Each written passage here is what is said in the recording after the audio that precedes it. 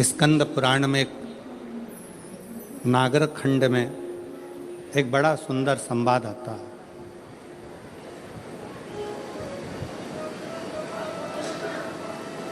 कात्यायन ऋषि का।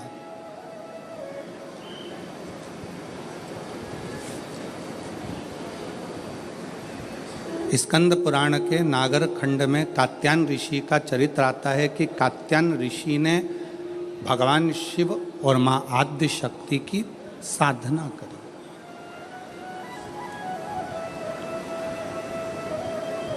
पूछा कि यह साधना करने का कारण क्या है, क्यों कर रहे हो, किस लिए? आप यदि कथा में जा रहे हो तो लोग आपसे पूछेंगे क्यों जा रहे हो, किस लिए, वहाँ क्यों जाना, किस लिए जाना, किस कारण?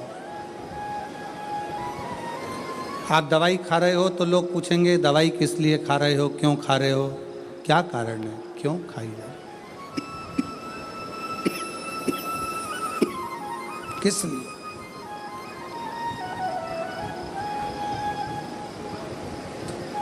तो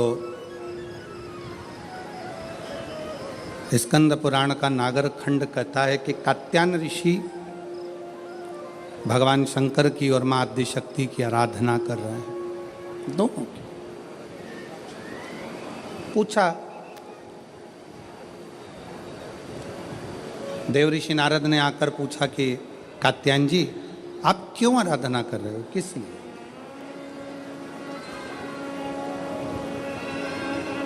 तुम्हारे आराधना करने का कारण क्या है, तुम्हारे भजन करने का कारण क्या है, तुम्हारे स्मरण करने का कारण क्या है, तुम्हारी भक्ति करने का कारण क्या है, तुम्हारा नाम जाप करने का कारण क्या है, तुम्हारा भगवत नाम लेने का कारण क्या है, किस कारण से कर?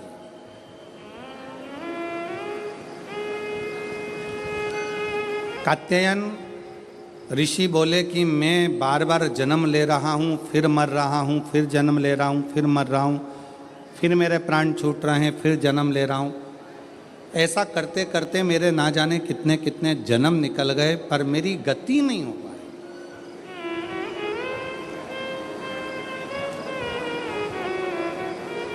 कितने जन्म निकल गए, कितने। और मेरी शाहदा की जीजियों, मेरे शाहदा के जीजाओं, मेरी बेटियों बेटाओं, मेरी माताओं, मेरे भाई, मेरी बहनों,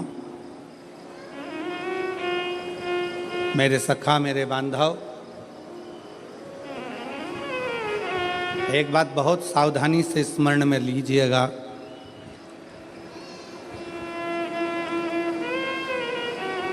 अगर आपके दिल में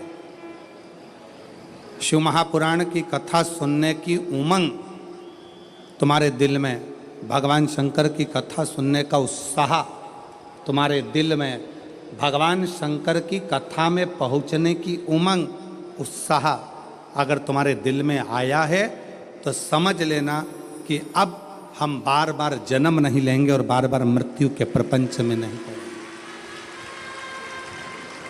अब हमें शिव मिल गया, अब हमें शंकर मिल गए, अब हमें शिव की प्राप्ति हो गई।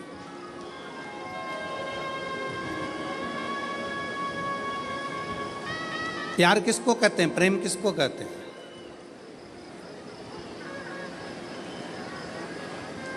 प्रेम की परिभाषा क्या है?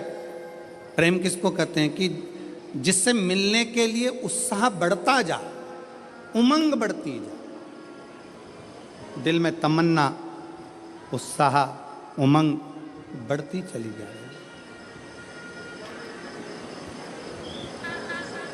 वो एक लाइन आप लोग गुनगुनाते हो ना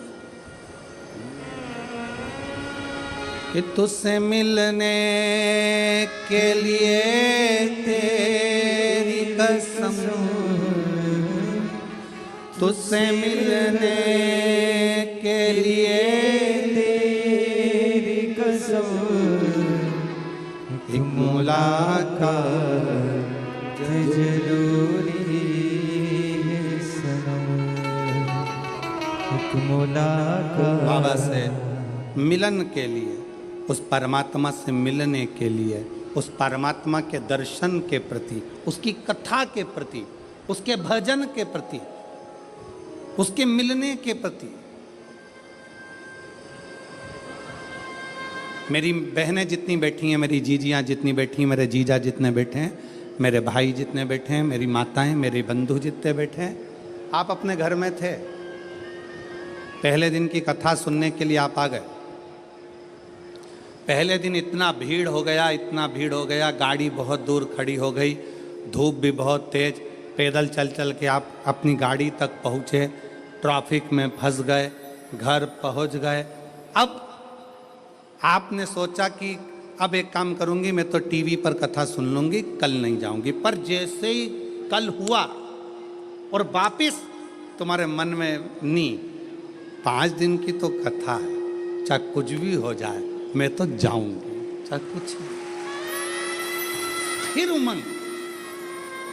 अब इतना ट्रैफिक में फंस गए हो, इतनी भीड़ में फंस गए हो, इतना बैठने के लिए अगर 1 बजे कथा चालू हो रही है तो तुम कम से कम ना करते हो। ये पीछे वाले पंडाल वाले तो रात भर से इंतजार करते हैं, तब इनको दोपहर में 1 बजे कथा मिलती है। पर जो आगे बैठे हैं पंडाल में, मेरा मन कहता है, विश्वास कहता है कि आप लोग भी 1 बजे के पहले कम से कम 10-11 बजे तो आते होगे। बोलो सही है कि गलत है? 11 बजे 10 बजे तो पहुँचते होगे कि हमको जाना है, आगे बैठना है, जाना है, आगे बैठना है। अब तुम अगर सोचते कि हमने 1 दिन की कथा सुन ली, बाकी के दिन टीवी पे सुनेंगे, अगर घर पर पहुंचने के बाद दूसरे दिन की फिर ललकता जाग जाए, दूसरे फिर दिन की फिर तमन्ना जाग जाए, तो समझ लेना कि शंकर से स्नेह बढ़ गया है, पिता से प्रेम बढ़ गया है और पिता से मिलने की ललकता बढ़ गई, पिता के प्रति जागरूकता बढ़ा,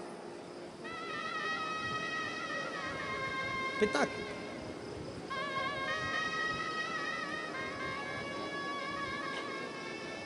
उससे मिलन की आस बढ़ गई।